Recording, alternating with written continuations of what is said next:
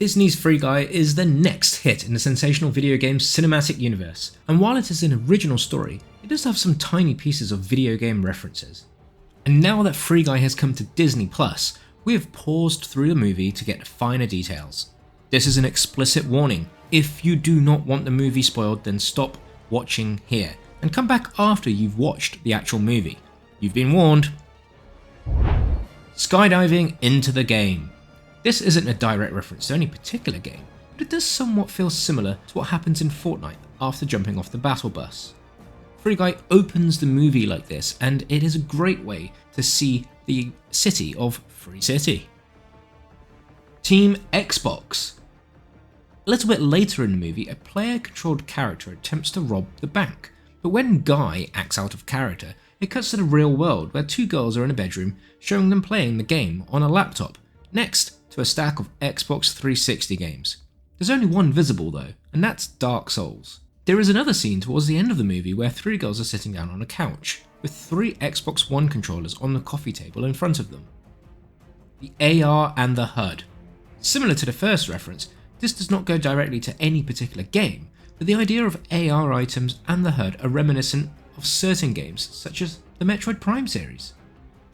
Only game outlet in the world. There are a handful of references to IGN, including Terry Schwartz at the Seattle Indie Gaming Convention 2015 interviewing the two real-world protagonists, which coincidentally was the same year that Schwartz joined IGN. Later on in the movie, inside of the Tsunami offices, there is a bunch of IGN awards including an Editor's Choice Award, Best of E3 2013 and Best of E3 2009 award. Don't look too much into the dates given that they predate Tsunami's foundation. Mounted controllers. During the previously mentioned IGN interview, it cuts inside of the game programmer Walter McKee's, known as Keys in the film, apartment. There are multiple gaming machines and controllers as the camera pans around the room, which are sarcastically and jokingly met with the line, "I literally can't see you because I'm focusing on background objects." The objects are relatively out of focus, but these items can be confirmed.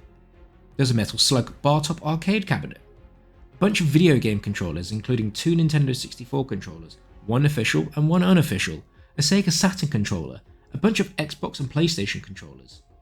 4 consoles standing up against the wall including what looks to be an Atari 2600, an original PlayStation, a North American Super Nintendo Entertainment System, and an Intellivision.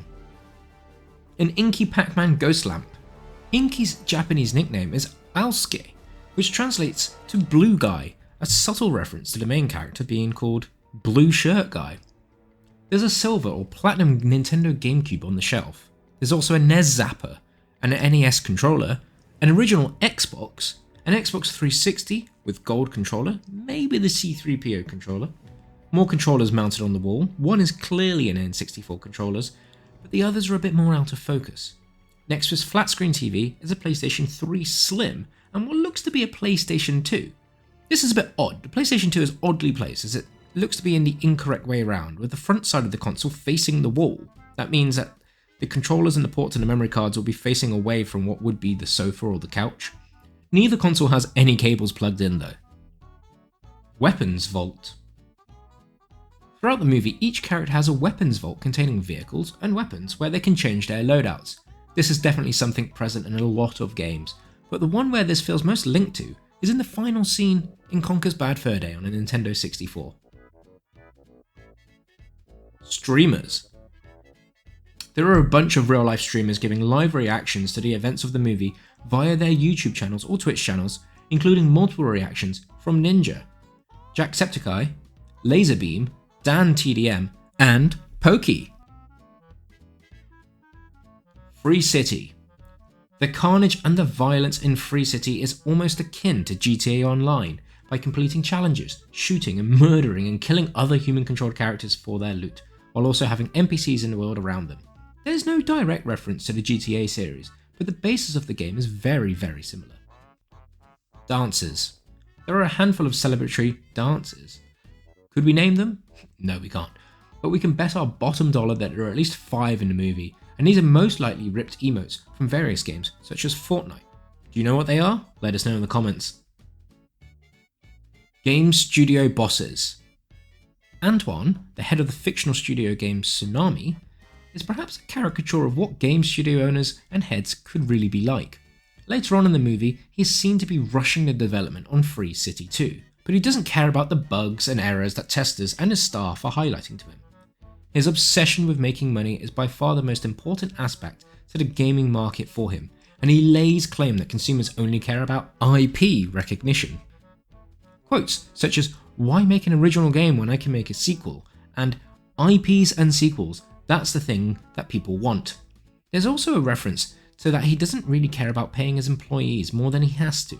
It perhaps sounds a bit too much like the real world.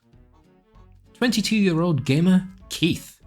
Channing Tatum's real-life counterpart turns out to be Matty Cardable, who is the epitome of a stereotype long thought of gamers. Geeky, nerdy, and living at home. A number of items can be seen in his bedroom. A copy, or some sort of reference, to the arcade game Joust. A figurine of Toad from the Super Mario Bros. Series can be seen on his desk, just about. A black GameCube controller. And there are numerous posters throwing reference to Rick and Morty, Deadpool, and the Avengers. Warning: previous references were in the background information, Easter eggs that were in background fodder or easily missed, but the next set are genuinely fun to witness firsthand. This is your last chance to turn around. If you've not yet watched Free Guy, then you have been warned. Megaman.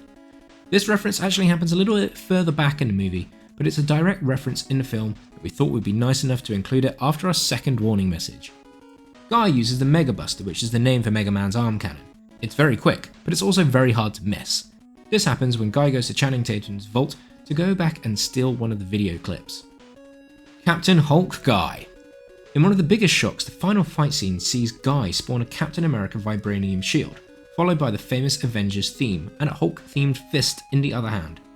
Given Deadpool's ability to fourth wall break and reference things, this feels quite sweetly set up for him to drop a subtle reference back to Free Guy in the next Deadpool movie. Use the Force, Guy! The Force is strong with this one.